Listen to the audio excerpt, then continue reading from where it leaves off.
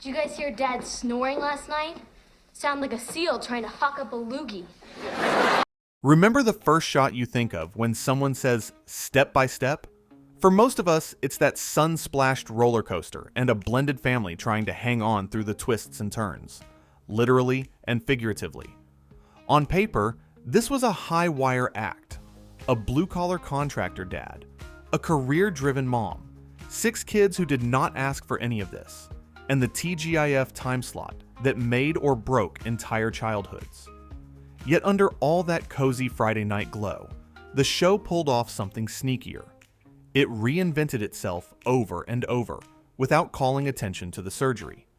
Different network, different tone, characters who quietly drifted away, and others who suddenly became the center of gravity. A theme song that felt strangely familiar for reasons we'll get into. And the occasional crossover cameo that turned the TGIF lineup into its own little TV universe.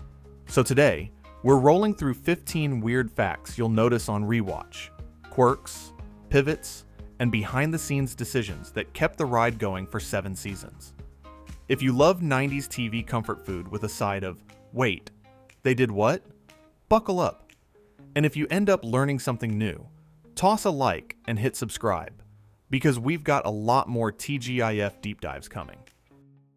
15. Cody wasn't supposed to be that big. Cody Lambert rolled up like a human shrug in a denim jacket, guitar in hand, living in a van in the driveway like it was perfectly normal to be the sitcom universe's chill neighbor who just happens to be family. He wasn't designed to be the show's engine. And yet, week by week, audience feedback treated Cody like gravity. Suddenly, he wasn't simply comic relief, he was a tone setter.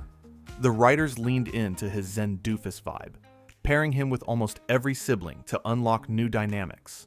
Sage nonsense with JT, chaotic kindness with Al, and a lovable patience that softened tense family beats. What's weird isn't just how big he got, it's how his popularity retrofitted storylines around him. Moments that would have gone to Dana or JT slid Cody's way, because he could both deflate tension and steal a scene with a head tilt and a dude. In an era before Twitter sentiment and instant feedback loops, Step by Step still managed to listen to the room, and the room kept chanting, "More Cody." And for a while, the show said, "You got it."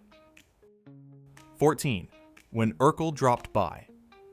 Before cinematic universes made crossovers a business model, ABC was stitching its Friday shows together like friendly neighbors borrowing sugar. Enter Steve Urkel. Jaleel White's suspenders and snort laugh were already volcanic on Family Matters when Urkel made that guest shot walk on, instantly dragging his gravitational field into the Lambert Foster house. It's delightfully bizarre on rewatch. This cartoonish mad scientist of a teen suddenly orbiting a blended family sitcom that played closer to real-world chaos. The weirdness works because it's pure TGIF. Reward loyal viewers who watch the whole block, give a ratings bump to a younger sibling show, and wink at the idea that all these families live a freeway exit apart. Urkel's arrival also makes the show's comedy register flex for a minute, allowing Step by Step to play slightly bigger, slightly broader, then snap back to its usual tone. It's a crossover as a pressure release valve, a reminder that ABC's shared universe wasn't about mythology. It was about momentum. You can almost hear the network saying, "Let's bring the party next door," and the studio audience happily clapping along. 13. The mid-run network switch, ABC, CBS. TV shows don't usually pack up their lockers and transfer schools mid-semester, but Step by Step did exactly that, sliding from ABC's TGIF to CBS. The weirdness isn't just the move, it's how the shift subtly reshaped the series. ABC's TGIF rhythm prized warm family arcs and pop-bright pacing. CBS wanted to assemble its own Friday identity and coax the audience to follow. On screen, you can feel the sanding and staining of the furniture. Slightly different jokes land. Conflicts stretch a hair longer. B-plots take an extra beat to breathe.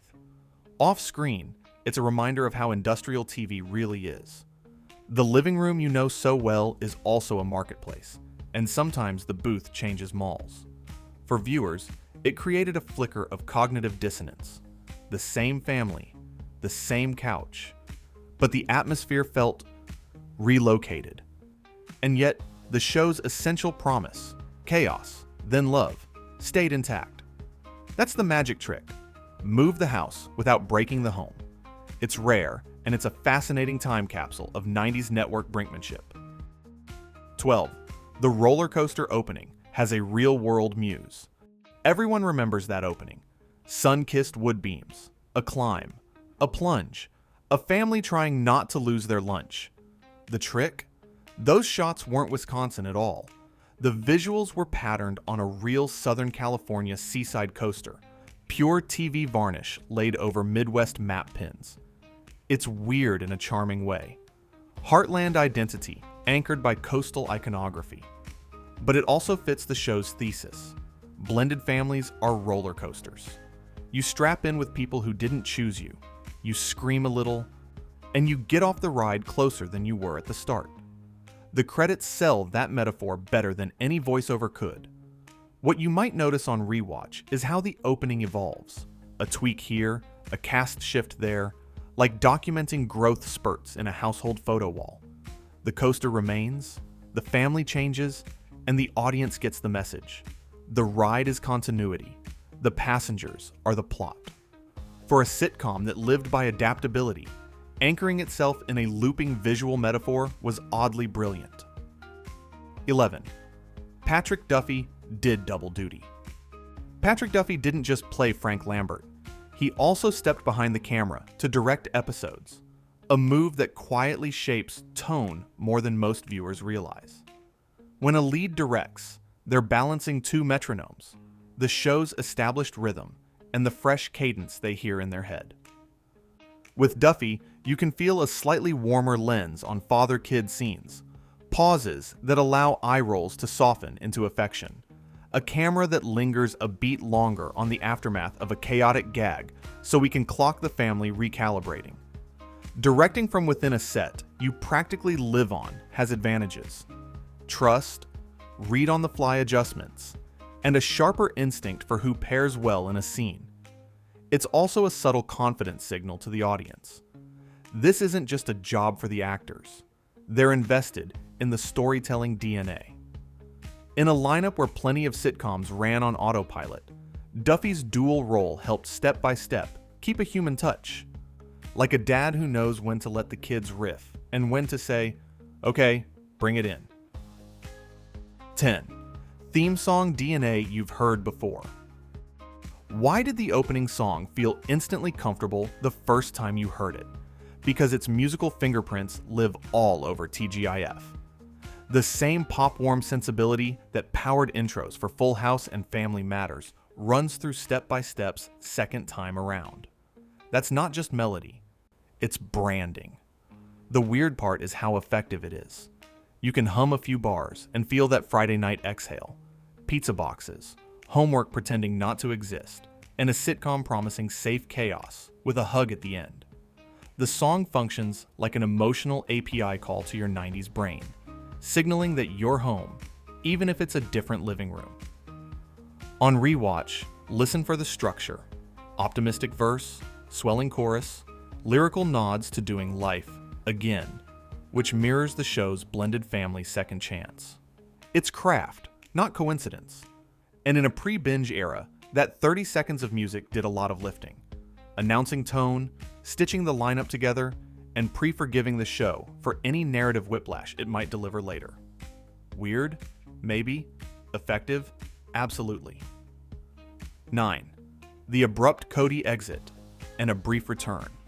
For a breakout character, Cody's disappearance hits like a TV speed bump you don't see coming. One week he's the show's air conditioning, and then silence. Real-life legal and personal issues pushed the writers into emergency rewrite mode, and the solution was the oldest sitcom move. Send him away with a thin explanation and recalibrate the ensemble. What makes it weird is the whiplash between his oversized presence and the vacuum he leaves. Story energy that naturally flowed to Cody has to be rerouted. More Dana Carroll sparring, heavier Frank, JT blue-collar bonding, Al stepping into deeper plots. When Cody reappears in limited spots later, it plays almost like a ghost returning, comforting, but also a reminder of the show that might have been if momentum hadn't snapped. If you binge the series now, the discontinuity is even starker. It's a case study in how a sitcom survives a missing Jenga piece. You don't rebuild the tower. You find a new way to play. 8. Brendan's curious fade out. Blink and you'll miss it. Brendan, the youngest Lambert boy, quietly slides from center frame to the edge of the family photo. No big speech. No, I'm off to boarding school. Just fewer lines, fewer scenes. Eventually a, wait, where'd he go? On rewatch. The weirdness lives in the absence of a narrative bow. It's not uncommon for large ensemble sitcoms to rebalance screen time as performers click with audiences or age into new story lanes. But Brendan's fade out is a rare example of a core kid being sunset without a send-off. Practically, it freed up minutes for the older teens.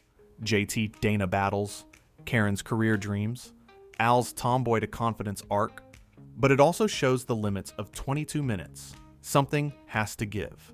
Fans love to invent headcanon. Brendan's off perfecting Little League, or he's camera shy like a real kid would be. Either way, it's a quirk that makes the show feel oddly true to life. Sometimes the quiet kid is just in the other room. 7. Baby Lily's soap opera aging. One season, you're sending birth announcements. 2 seasons later, your baby is a kindergartner with punchlines. Welcome to SORAS, soap opera rapid aging syndrome, making a rare cameo in a Friday night family sitcom. Lilly is born in season 4, then reappears notably older by season 6, and the time jump is never framed as sci-fi or dream logic. It's purely a production tactic. Babies are cute, toddlers are tricky on set, and school-aged kids can carry scenes. The weirdness is how seamlessly the audience accepts it. Perhaps because the rest of the show remains grounded. Homework woes, prom drama, job stress. The accelerated growth reads like TV efficiency, rather than a continuity crime. Lily's bigger presence also lets the series reinfuse little kid energy after the other children age out of that phase. Watch how the family dynamics reset around her. Frank's soft dad mode, Carol's multitask mothering, the older siblings toggling between exasperation and protectiveness. SORAS is the cheat code, but the heart still plays fair. 6. Karen's vanishing spotlight. Early on, Karen's pageant princess persona and big sister confidence make her a go-to spark plug for A and B plots, music dreams, teen rivalries, the collision of image and identity. As the seasons stack up, though, Karen's spotlight dims. Not because the character stops working, but because the ensemble rebalances. Dana, JT's oil and water feud, keeps delivering. Al's growth arc deepens. And oddball adults, hi Jean-Luc, start siphoning oxygen. The weirdness is in how quietly it happens. No goodbye Karen arc. Just fewer focus episodes and a gradual pivot toward the dynamics that most reliably popped with audiences. You can see the calculus. 7 kids is a lot of narrative mouths to feed, and 90s sitcoms favored clear lanes, snarky brain, dim but lovable jock, blossoming tomboy, breakout kook. Karen becomes the character you remember fondly from seasons 1-4, then keep waiting to get a big late-run showcase that never arrives. It's a reminder that longevity rewards what hits hardest, not always what started strongest. 5. Jean-Luc's big swing. When Bronson Pinchot enters as Jean-Luc, Carol's eccentric hairdresser and friend, the vibe shifts. He's an adult character with cartoon energy, an import from the broader TGIF comedy palette, where outsized personalities could reset a show's pulse. It's weird because it's bold. You graft a new comedic frequency onto a late-run season and hope it harmonizes. Sometimes it does. Jean-Luc gives Carol a peer dynamic beyond mom mode, and his hyperverbal, whimsically anxious style acts as a counterweight to Frank's grounded pragmatism. Other times, it feels like the show is borrowing oxygen from another sitcom. But that's kind of the point. Late period step by step is trying things. If the kids' arcs are stabilizing and Cody is gone, inject an unpredictable talker who can carry a scene and bounce off everyone.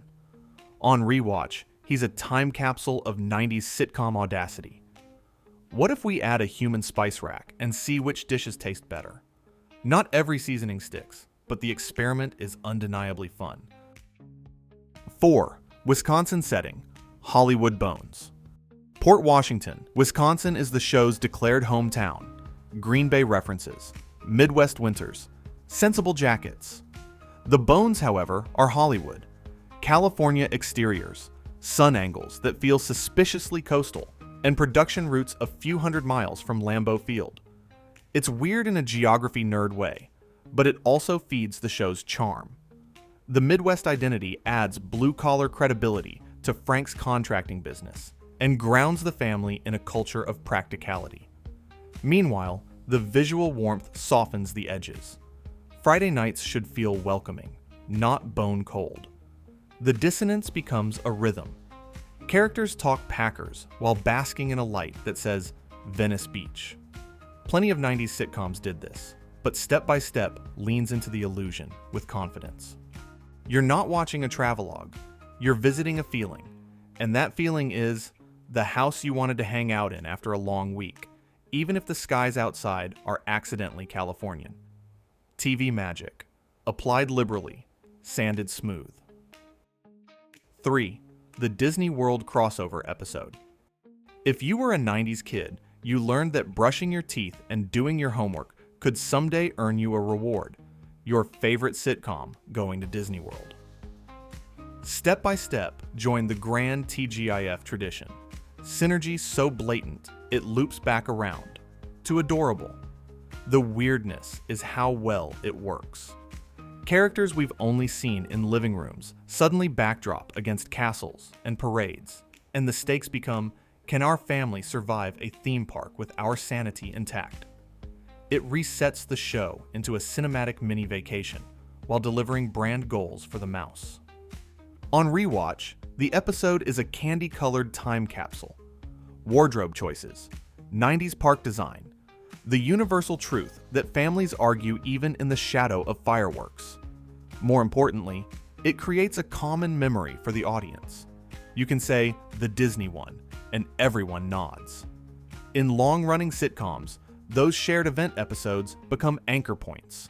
Holidays you visited together, even if your ticket was a TV remote and a couch. 2. The Brady Bunch, but remixed. Step by Step is often called a 90s Brady Bunch, but that undersells the remix. Yes, two parents merge households, and yes, the kids must map out a new social order.